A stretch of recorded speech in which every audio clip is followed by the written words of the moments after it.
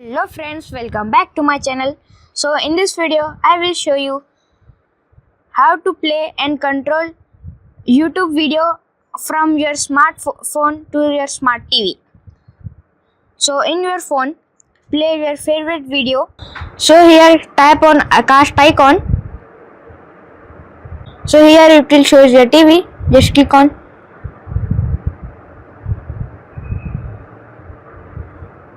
So now you can see my video is playing on smart TV. So you can minimize and use normal your phone. You can also control and next video, before video, after video, sound control like this. And here is a extra fence, and here is a charging cable. If you want to stop, then go to the YouTube And here and here press the cast icon and here tap to stop. you can see. That's it, you can see.